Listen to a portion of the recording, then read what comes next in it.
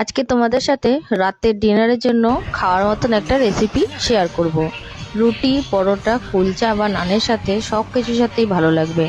আজকে শেয়ার করব চিকেন ভর্তা রেসিপিটি। খুবই সহজ উপায়ে আমি করেছি। একটা কড়াইয়ের মধ্যে প্রথমে একটু জল গরম করে তার মধ্যে থেতো করা রসুন, আদা আর একটু গোটা গরম মশলা দিয়ে তার মধ্যে সামান্য তেল দিয়ে দিয়েছি আর একটু নুনও দিয়ে চিকেনের সলিড পিসগুলো একটু সেদ্ধ করে নেব। তার মধ্যে একটু গোলমরিচ গুঁড়োও দিয়ে দিলাম। এবারে ঢাকা দিয়ে চিকেনের পিসগুলোকে সুন্দরভাবে সেদ্ধ করে নেব। চিকেনের পিসটা বেশ ভালোভাবেই সেদ্ধ হয়ে গেছে। এবার এটাকে নামিয়ে নেব, একটু ঠান্ডা করে নেব। একটা কড়াইয়ের মধ্যে সামান্য তেলের মধ্যে একটু গোটা গরম মশলা ফোড়ন দিয়ে 2 থেকে 3টে বড় সাইজের পেঁয়াজ কুচি করে দিয়ে দিয়েছি। তারপর রসুন, আদা দিয়ে দিলাম গোটা গোটা করে কেটে। তারপর দিয়ে দিলাম 2টো টমেটোগুলো দেওয়ার পর দিয়ে দিলাম বেশ কিছুটা কাজু বাদাম আর একটু চালমগজ। এবার একটা কাশ্মীরি লঙ্কাও গোটা দিয়ে দিলাম। ভালো করে একটু ভাজা ভাজা করে নিয়ে তার মধ্যে পরিমাণ মতন একটু জল দিয়ে দিলাম, সামান্য নুনও দিয়েছি এর মধ্যে। এবার এগুলোকে ভালো করে সেদ্ধ করে নেব। সেদ্ধ করে ঠান্ডা করে এটার একটা পেস্ট করে নেবো। এবার যে চিকেনের পিসগুলো আমি সেদ্ধ করে নিয়েছিলাম সেই পিসগুলোকে একটু ছাড়িয়ে নিতে হবে। একদম শ্রেডেড চিকেন পিস যেরকম হয় সেরকম করে নিতে হবে। আর 2টো ডিম আমি আগের থেকে সেদ্ধ করে নিয়েছিলাম, সেটাকেও কুচি করে কেটে নেব।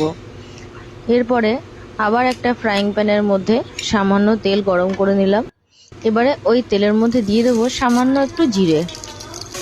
জিরে হলেও দিতে পারো, আমি সামান্য জিরেই দিয়েছি। এবার যে মশলার পেস্টটা তৈরি করেছিলাম সেটা দিয়ে দিলাম, সামান্য একটু ভাজা ভাজা করে নিয়েছি। তারপর দিয়ে দিলাম তার মধ্যে স্বাদ মতন নুন আর কিছু বেসিক মশলা, যেমন জিরে গুঁড়ো, ধনে গুঁড়ো, কাশ্মীরি লঙ্কার গুঁড়ো, শুকনো লঙ্কার গুঁড়ো।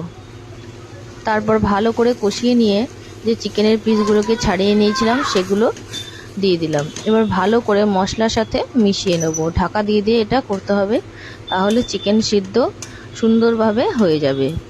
এবারে এই চিকেনের এটা কষানো হয়ে গেলে উপর থেকে সামান্য একটু কসুরি মেথি ছড়িয়ে দিলাম। এবার ঢাকা দিয়ে দিয়ে এই রান্নাটা করতে হবে, একদম কম আঁচেই করতে হবে। এরপর যে ডিমটা আমি সেদ্ধ করে নিয়েছিলাম সেটা এর মধ্যে দিয়ে দিলাম।